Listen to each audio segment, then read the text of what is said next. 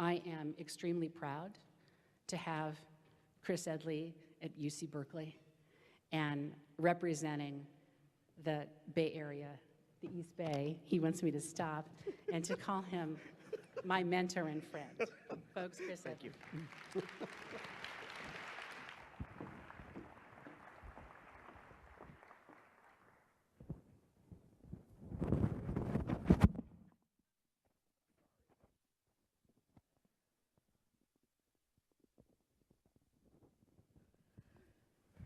Thanks very much, Lisa.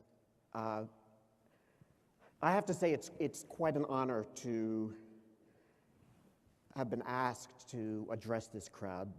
You folks are the bee's knees. What you're doing is so important, and I think the progress that you've made is so inspiring. The only problem is that I think the rest of us are going to be increasingly dependent upon your energies, your vision, your strength. So it's imperative that you keep on keeping on, and that you broaden your shoulders, because there's so much work to be done, and you are definitely at the vanguard. I want to say before starting that also that Mayor Cranley, just for the record, got a higher grade from me in administrative law than Barack Obama did. So those of you who are here from Cincinnati, I want to congratulate you on your good judgment. And let's see what the rest of the state has to say. Okay, how do I, oh, thank you. All right, now I have to apologize in advance. This is going to be a fairly wonky presentation because that was my charge, and that's who I am. So the core of what I'm going to talk about is the content of the report on the National Commission on Education, Equity, and Excellence. Because we believe that that commission formulated a fairly comprehensive set of policy principles to guide all of us as we struggle forward over the next several years to produce excellence and equity. So I'm going to talk a little bit about the conceptual issues of equity and excellence. I'm going to try to describe in sort of a teaser fashion some of the content of our recommendations. I'm going to tell you what our current thinking is about how to follow up on the recommendations, and in particular the role that the coalition might be able to play in all of that. So, the commission itself. Congress created this statute, I guess it was 2011? Yeah, 2011, the fall of 2011, or fall of 2010. Commission was established in the winter of 2011, appointed by the Secretary of Education. None of us, I think, really wanted to be on a commission because this is a group of quite experienced people who've been on many commissions and know that they are almost always a profound waste of time.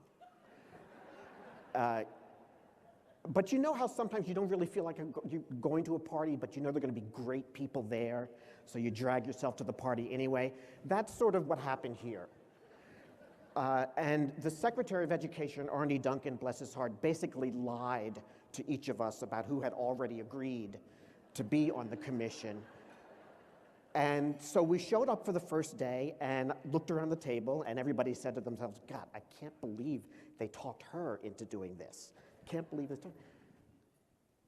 We worked for 2 years. It's supposed to be 1 year. We had virtually no staff, which means that when we produced a report,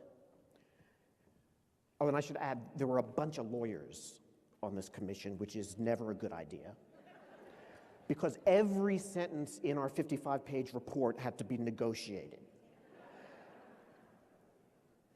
And it's not as though these are really easy issues, right? Did I kill that? No. It's not as though these are easy issues that we were dealing with. And I'm very pleased to say that with the very diverse membership there, we were unanimous in our recommendations. And the recommendations are federal, state, and local. Therefore, what communities could do, as well as what Congress can do, and everybody in between.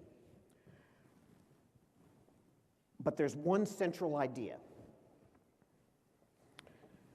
And the way I would frame it is that we're going to get where we want to go only by ensuring that each and every child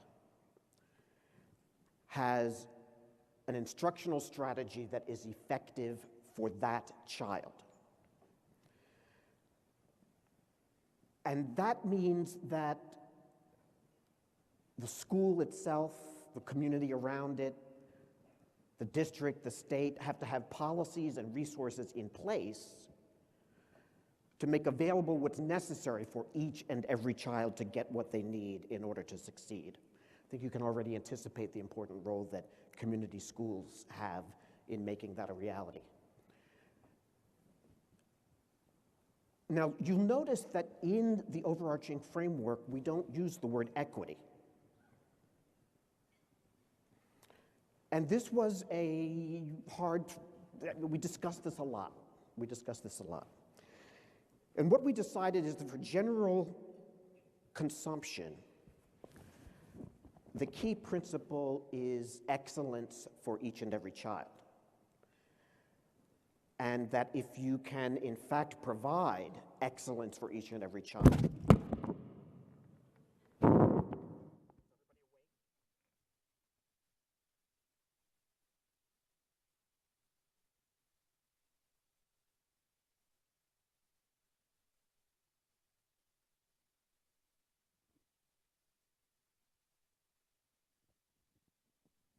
if you can provide excellence for each and every child, the equity issues in the sense of disparities, we can take care of that along the way. That's going to happen along the way because obviously these disparities are the result of not providing each and every child with the supports that they need, with the opportunities that they need. But moreover, our sense is that as a part of our clarion call, we emphasize that excellence and equity are inseparable. You can't have one without the other, not in the kind of America we're interested in, and certainly not for an America that's going to be competitive internationally, or that will have the social cohesion or the moral character we all believe is crucial. The recommendations within this theme of each and every child fall into 5 policy baskets, and I'll say a little bit about each one of these. But again, I want to emphasize that this unanimity reached by the Commission for federal, state, and local steps to be taken was not at the level of platitudes, but it wasn't at the level of the policy plumbing either. It's sort of a middle level of policy principles that have to be tailored to the particular circumstances of states and districts and schools, but still around that principle of each and every child.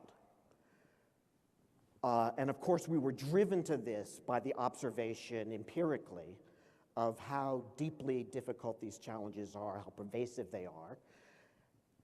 The illusion that so many Americans have about the excellence of what their children, what our children are receiving, bursting that bubble is a tough thing to do. It's a very tough thing to do because, look, I'm a parent, and if I step back from that role and I look at the performance of the Berkeley Public Schools, I know that they're not way up there. I worship the teachers and the administrators at my kids' school. I think they're just fabulous. I know they're trying hard. I know that they're trying to do all the right things. But the school, I know the school isn't there where it needs to be. But I can't, in the morning, tell myself that I'm sending my kids off to a mediocre middle school, that's too much cognitive dissonance. I have to believe that I'm sending my kids off to have a good experience, a positive experience. And of course, all of America feels that way. And we need to lift our expectations for what we expect from our nation and what we expect from ourselves. So, first basket.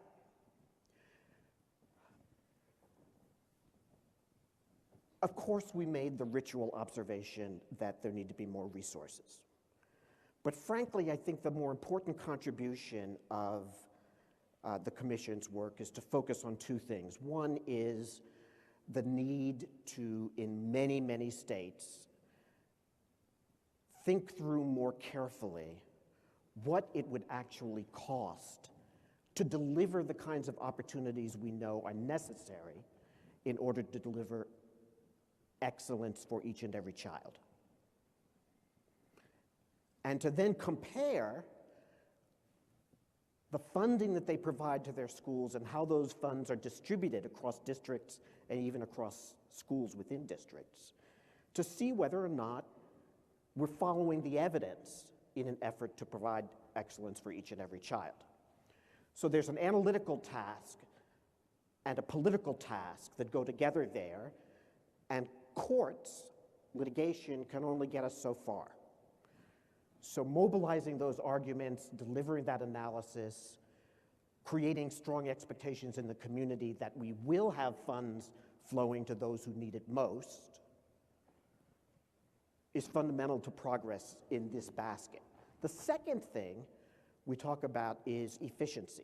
It's not just about the adequacy of the funds, but it's about the efficiency with which they're spent. And here I'm not talking about, do you waste paper clips? The most important aspect of efficiency, and if I could wave a wand, the single most important thing that I would do about school financing generally is to stop spending money on things that don't work. It's to stop spending money on things that don't work. I don't gainsay the difficulty of overcoming the inertia to keep spending money the same way. But that's an equity issue if you just keep spending it the same way. And it's an excellence issue if you just keep spending it the same way. We're already a little bit behind the curve because as communities recovered from the recession and revenues began to flow in and education budgets began to be restored, the impulse in almost every jurisdiction was to just restore cuts that had been made rather than to think about whether, as a matter of strategy, there were more effective ways to spend the dollars that were being put back into education.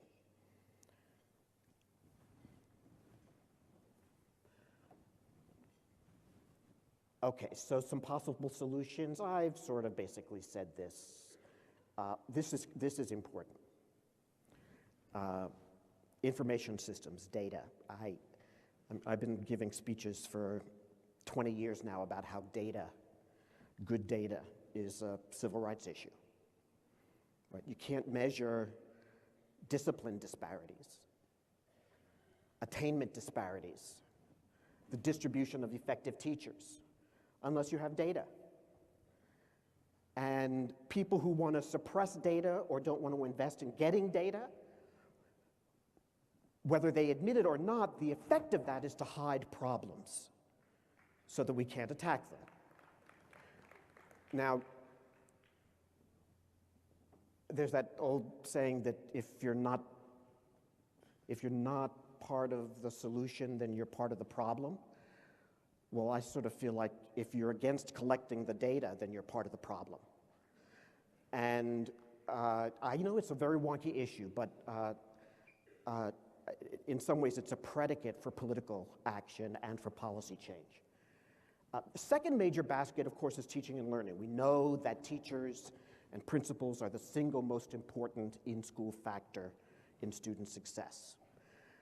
The support that we have to provide teachers in the way in which they're trained, in the kind of professional development that they get, in the ancillary resources that they can bring to bear to see that each and every child gets what they need, those are central to providing the excellence for all that we're talking about. And note that it implies a different strategy, an improved strategy, a more intensive strategy for preparing the profession. So if you put yourself in the shoes of my daughter's 7th grade science teacher, if he is going to figure out why my daughter is having trouble, it requires a training that permits him to do the right diagnosis. It requires that he have available to him an idea about a portfolio of different instructional strategies, that he have access to the technology, to the specialists, to a team that can help deliver what my daughter needs in order to be successful.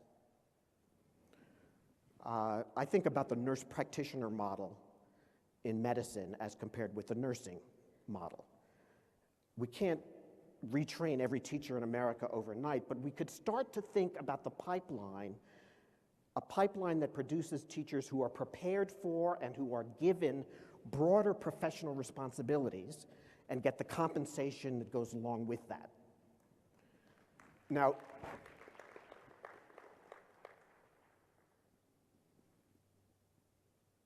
okay, I think the rest of that is pretty self-evident, however difficult it may be. Third basket, early childhood education. All I want to say here is, because I know everybody agrees by now that's important, what we have emphasized is that the research tells us that if you do early childhood education the right way, and it has to include A, B, C, D, E, and F,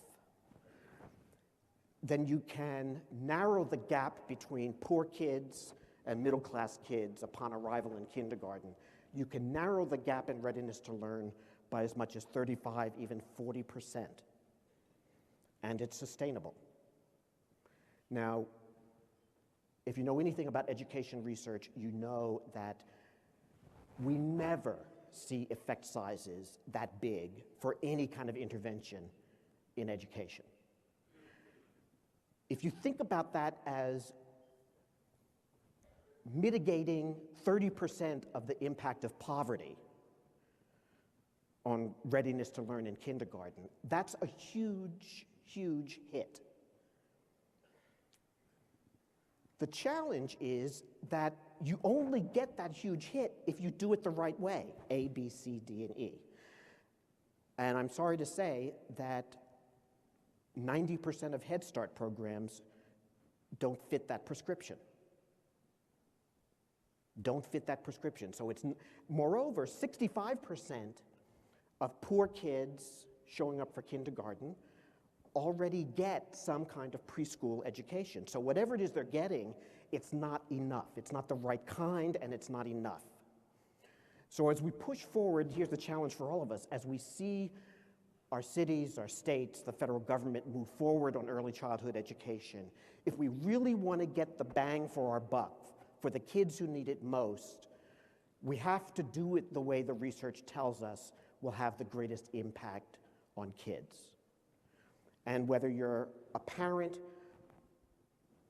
a Head Start provider, or a political hack, this is one of those circumstances in which there's a direct link between program quality and character on the one hand and outcomes for poor kids on the other.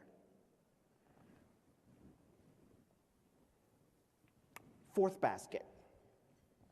Well, I've already indicated that early childhood is a major part of among the things that we can do to try to mitigate the impact of poverty. Here in a nation where we have more child poverty than any of our OECD competitors, we're simply not going to be able to deliver on excellence for each and every kid unless we do several things to try to mitigate the impact of poverty. There's another conference going on somewhere that's going to cure poverty. I wasn't invited either. I think they're only meeting for 45 minutes anyway. So the question for those of us in the education movement are, what can we do? What tools can we try to mobilize to face the reality that poverty is substantial and is not going away in the next decade? Early childhood, but also the things that community schools do. I mean, to just put it succinctly, right? It's the wraparound services, whether they're co-located in the school or not. It's that kind of bureaucratic reinvention. It's parental and family engagement in various ways that will support the academic success of their kids, but will also democratize the way in which school policy is made, and so that there's buy-in from the community to support this education enterprise for each and every child. So the lesson that we are offering is, if you want to improve outcomes for our kids, if you want to improve education for all kids, don't spend too much time wringing your hands about poverty. Instead, because it's there, and it shouldn't be used as an excuse, it's simply another set of problems that we have to do our best to tackle with what's available to us.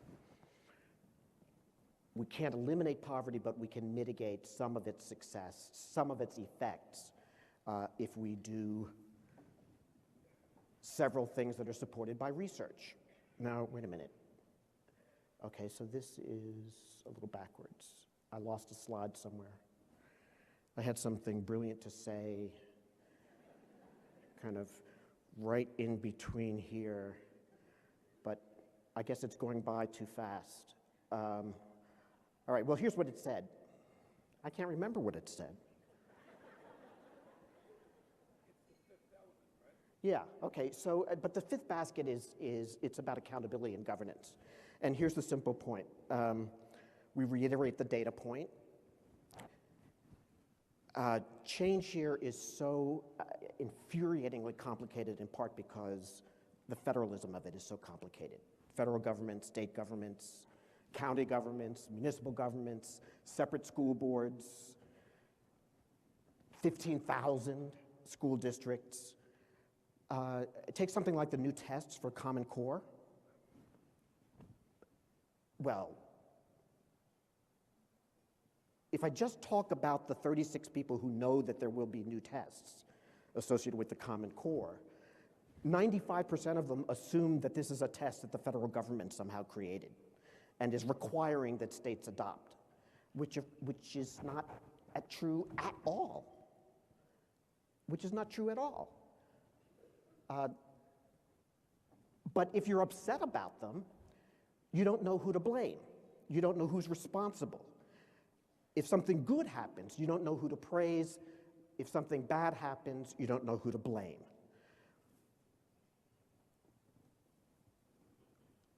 But the chief recommendation is that we have to put all three of these pieces, data, analysis, intervention, followed by collecting more data, doing more analysis, intervening again, and continuing that process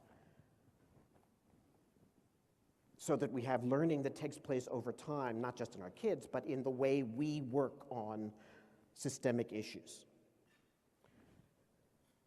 The problem, among several others, is that most districts and many states lack the capacity to really do this. So even if they have the data to indicate that this school or this district is having trouble, most states are really quite weak at figuring out how to deploy resources and wisdom to help that district figure out what to do. So when we talk about governance and accountability, along with that comes this issue of capacity to do continuous learning. So now let me shift to where we go from here.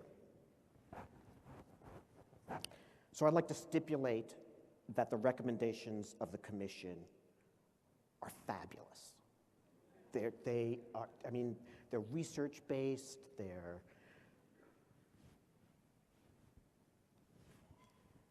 their fabulosity is is beyond description. Trust me on that, okay? Here's what we think we have done.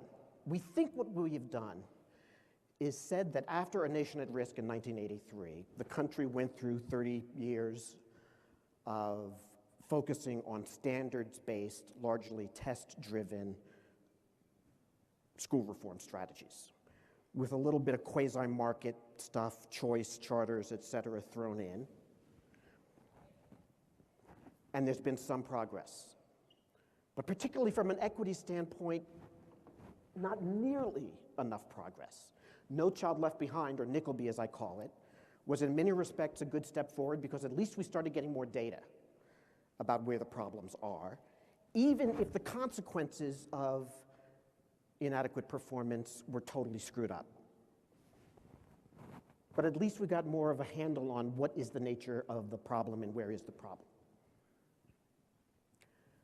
What we wanted to come up with these 5 baskets of recommendations is a new poll star to substitute for this 30 years of test-driven, standards-based accountability and improvement. A new poll star, which in shorthand we can think of as each and every child, doing what's needed for each and every child to have an effective instructional strategy and genuine opportunity, each and every child.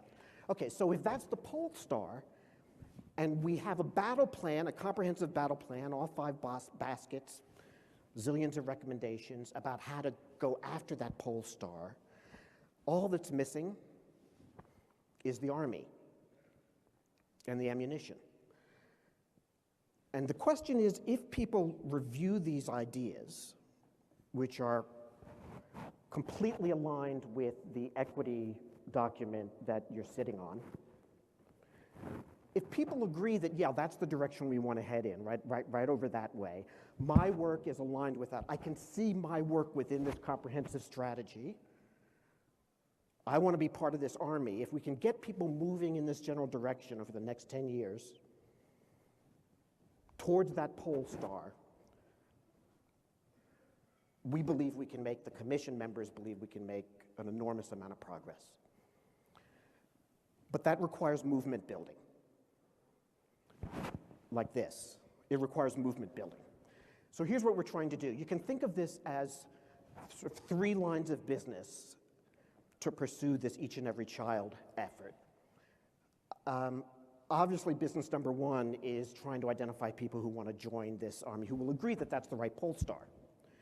But business number 2, the central issue here, is creating hubs of interested people connected in the real world and in cyberspace with shared concerns around substantive issues of various sorts, learning from each other, deciding what they think is right, understanding what the most recent experiences and research teach us, and also a network of geographically identified hubs, so that we have people in particular jurisdictions, maybe it's a district, maybe it's part of a district, maybe it's a state, coming together and trying to decide what is our education change agenda for the next year, 2 years, 3 years. What might we be able to accomplish in California or in Mississippi, given the budget issues, the potential coalition partners, the rest of the environment? We don't have enough of these kind of hubs around the country. Obviously there's some, but there aren't nearly enough to build a movement. So we have to seed additional hubs that are geographically based and that are issue-based.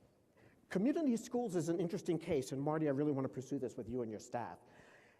In a sense, the community schools idea and the way the commission thought of it as part of the alleviation of poverty basket is an idea.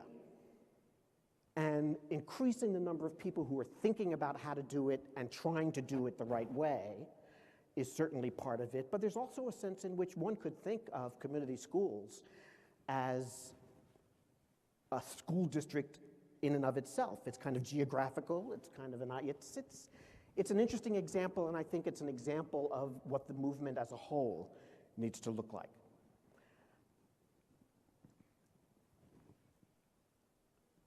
So let me close. The central idea is each and every child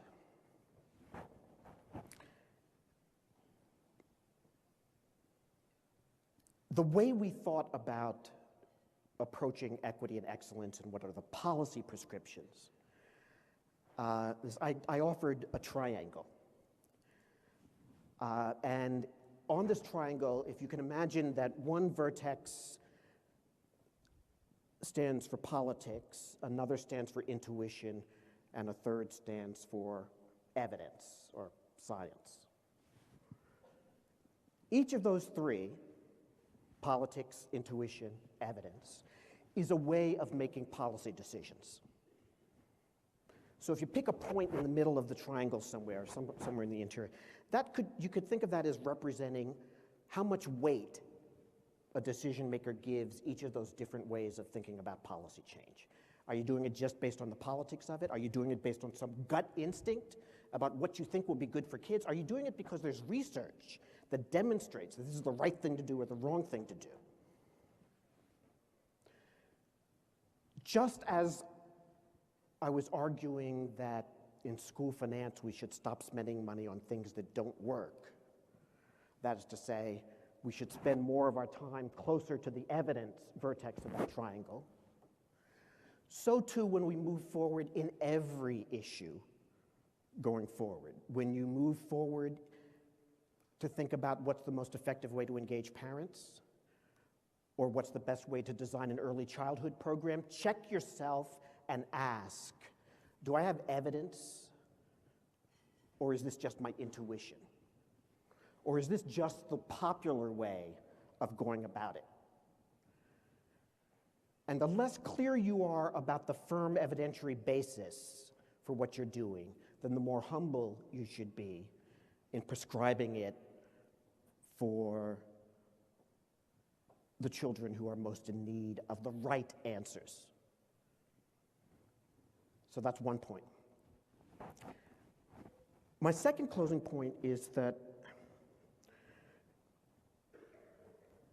we have so many great ideas. We have so much terrific work that's going on around the country. Why is it that the pace of progress seems so slow for the nation as a whole? Why is it that the pace of progress seems so slow? Well, of course, there are a bazillion answers to that, but you should pick your top three as you think about your work going forward. Is the problem that your work is racialized and that triggers a lot of opposition? Is your problem that there's bureaucratic opposition to the efforts that you're making to combine services and deliver them in a new way? Is the problem that the leadership in your community is inadequate to the difficulty of the task? Why is it that it is taking so long to do what we know so clearly must be done? It's not because everybody else is stupid. It's not only because everybody else is stupid.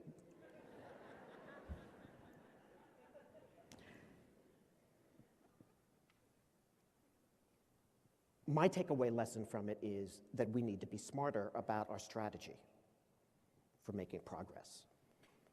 The great work we're doing, we're still not doing it exactly the right way.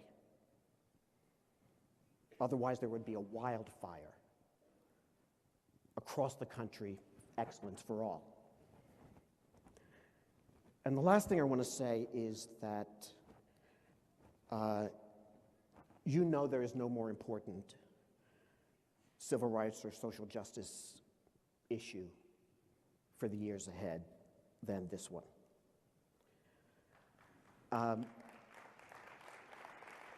And I can tell you that having worked in, I guess, 5 or 6 presidential campaigns In every one of those campaigns, I've tried to get the candidate to embrace education as a central part of the strategy for campaigning. And I have failed every time. In fact, the only candidate that I can recall who really did that in a serious way was George W. Bush, not my former student. Did I mention what a bad grade he got? No, right. So the biggest challenge from my point of view, I heard last night that Marty is fond of using a phrase that we need to have yes in our hearts, working as a coalition. Well, with thanks to Marty, I would adapt it and say that the key to our progress is to see to it that Americans across the country have each and every child in their hearts. And there will be different messages for different audiences. If I'm at the Chamber of Commerce, I may talk about competitiveness and career. If I'm with my people, whoever they are, I'm more likely to strike a moral or ethical tone. I'm more likely to talk about the fairness and the fairness that we need in America. There are many arguments, many methods, many phrases, many different language for different audiences. But the bottom rock principle, I believe, is that we must have each and every child in our hearts. Thank you very much for the opportunity to speak to you, and congratulations on all of your work.